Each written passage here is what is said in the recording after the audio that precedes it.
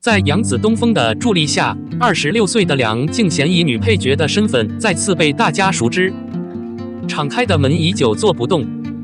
一部影视剧任务能否爆款，剧情当然是最重要的，然后是演员和艺人，但综合来看，市场竞争的压力非常大。一瓶酒再香，如果后街太深，众人恐怕也闻不到。与内容创作相比，一群人在为事业做准备的同时，更注重艺人的问候。节目的拍摄是为了捞钱，不只是集团想请名将来出演。为了保证必要的人流量，舞台也更容易认识那些有顶级展览的人，出名的机会还是比较大的。因此，人们往往会观察到，一些企业在项目开始之前，大部分时间都是不确定的。不管整容照是否被曝光，都可能会有调整预示着未来的事情。另外，与主业不同，沉香如麻是上届展览逆袭的作品之一。杨紫加盟沉香如渣，节目进行期精彩，综合信息超预期。作为欢瑞季琉璃之后的下一部作品，沉香木片的策划时间明显长于预期。之前修改内容需要将近3年时间，事后修改内容，而清理内容则需要3年时间。然而，在正式开拍之前，却变成了节目中言语交流最少的存在。程毅和景甜适当化妆的照片流出，理由是影响的方式不合适。随后，最后一个选项的粉丝反对，并且不承认编剧的不幸调查和对任务性质的一般评估。不知从哪里冒出来，这组东西被放在了架子上，一时之间变成了一块毒饼，仿佛不需要任何人承认。那么这时候，杨紫的出现就彻底解决了节目的关注度。她的演讲不仅有效地带回了人群的大量假设，而且还极大地帮助吸引了后续戏剧的风险。虽然沉香片是空降的，但在开播的第1天就有宣传。和同时期的《苍兰诀》和《星寒惊天》对比，不知道到底好多少倍。由于前期投机量惊人，不到3天就破万的记录，着实震惊了整个社会。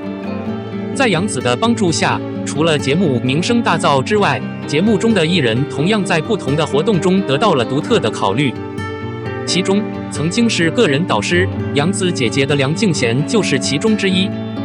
26岁梁静娴破译星球头脑清醒的小师妹，正常搭讪杨紫，巴啦啦小恶魔存在感精灵日后成名。在杨紫正式宣布与欢蕊分手后，梁静娴前段时间的协议终止了。她还透露自己已经离开了为她准备已久的组织，而沉香可以看作是师姐2人。这是他们最后一起演出的节目，两人不仅仅是节目外的搭档。戏外，在人的部分，严丹滑落成了白美丽，结识了应渊复活的唐周，两人在凌霄派的配合下互生情愫。虽然后来凌霄派人逼唐周杀了燕丹，但对他们两人来说，总而言之，凌霄这群人中还少了一个像样的人，而这个大人物就是梁静娴饰演的秦琪。秦琪尊唐周，偏爱燕丹，戳了戳严旦演技好，不骗人可惜。严旦同样乐呵呵地说自己已经发挥了30%的实力。人界结束前，严旦和唐周的感情升温，前来与远行的秦琪告别。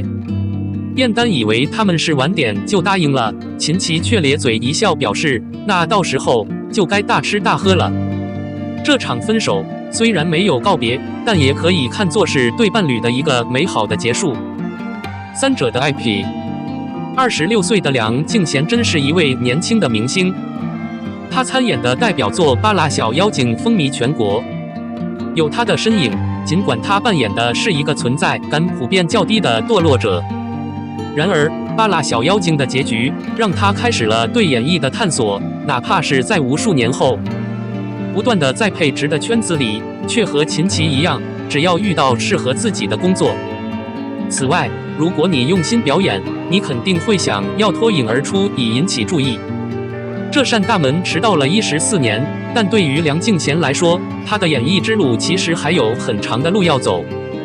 02观察余年一男一女成名，肖战遇上正经人，易烊千玺好看。11月的前10天，俄片方又公布了一份排片单，不仅是为成片剧带上了新料，并且同样满足了众人许久以来最为人所熟知的消息传出，守望多年，作为2019年年底推出的男频道知名辩体将短季录制。他的出现不仅为张若昀在主力艺人的收藏中开辟了道路，也让大家看到了肉搏战梦幻市场的实力。首播后流量就起飞了，豆瓣目前已有超过90万的评价。要知道，这个暮春最闷热，已经被商家确认为爆款的梦话录评价刚刚突破70万。可以看到，观察多年，在直播的同时，几乎每个人都在关注着节目。不管你是不是完全没见过，你都应该知道，在第1季结束、紧张气氛消失后，下一季的拍摄也被列入计划。只是时间安排的有些冗长，拍摄的新鲜感又被无限时间传开了。终于，下一季的全宣横幅完成了，所有人都在期待第一批演员的到来。不管怎么说，以艾特只有张若昀一个人的旗号，想回到完整的格局显然是有挑战的。主要季节的预测非常精彩。第1季抽走了男主，也让女配和男配戏份不多，几乎可以当明星客串的有效脱圈。严冰云谋划高明，琴棋书画样样精通，化身芊芊之子，肖战为无限后有正派人设。主赛季的最后一次反转来自于严冰云斩范闲，两人看似同谋，到最后却组织了反转，真是扑朔迷离。不过，所有人都明白，这2个人都是精明的人，这不会很简单，而且是有效的。经查，这一刀完全是他们2人布置的。范闲在为自己留下一丝生机的同时，也让严冰云的隐秘性格被掩盖得更加深邃。范闲倒是精明，虽然严冰云玩的游戏不多，尽管如此，每一次在分片中出现，都是深邃而不可思议的眼神出现。不管他有没有受到伤害，太阳穴上满是汗水，但他显然已经准备好弄清楚这到底是怎么回事了。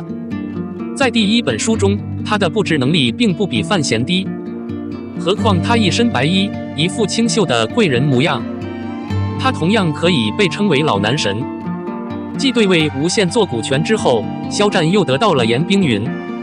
沉思而节制的深色腹部计划为他的街道增添了很多特色。范若若的着装展现了灵动的身材，一旋律的惊艳亮相有效地增加了穿搭戏剧化的力度。和严冰云的人设对比，曲艺的范若若同样可爱。